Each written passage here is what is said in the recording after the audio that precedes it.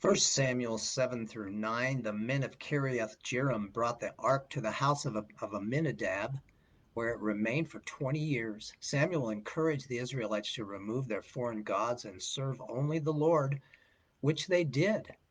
God gave Israel victory over the Philistines. God loves it when we love him and obey him, and it frees him to bless us. Samuel had grown old, and his sons did not walk in his ways, so the people asked for a king to rule over them.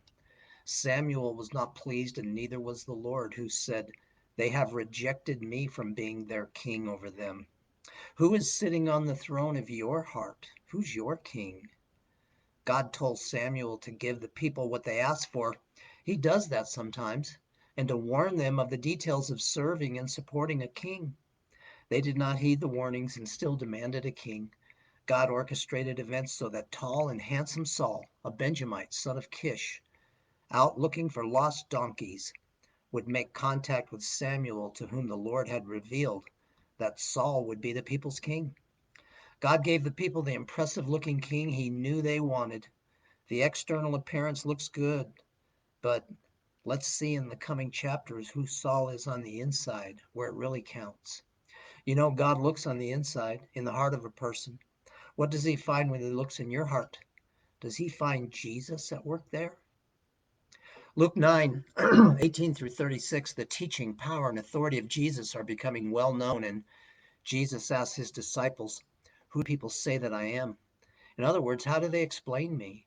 They said, "Some say John the Baptist, some say Elijah, and others say one of the old prophets risen again."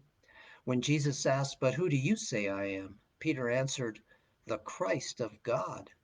So how do you explain Jesus, his teachings, power, authority, and resurrection? There's only one way if you're honest, and that is that he is God come in the flesh. Jesus plainly told them he would be rejected by the religious leaders, be killed, and be raised from the dead. This would be the mission of the Anointed One, the Christ of God. Then he challenged them, saying, "There's only one appropriate way to respond to all this. Come after him, deny and die to ourselves and our own agendas, and follow him." He was saying that if we really want to find out what we were created for, we will lose our own selfish lives and find our lives in him. We were created for fellowship with him and to openly and unashamedly love him. Next, we see Jesus in some glorified state speaking with Moses and Elijah on the mountain. Peter, James, and John witnessed this and heard a voice in a cloud say, "This is my son, my chosen one. Listen to him." Whoever stands on the side of truth listens to and does what Jesus says. Do you know what Jesus says? Do you listen to him? Do you do what you hear him say? Christianity is real fellowship with Christ when he lives inside of you.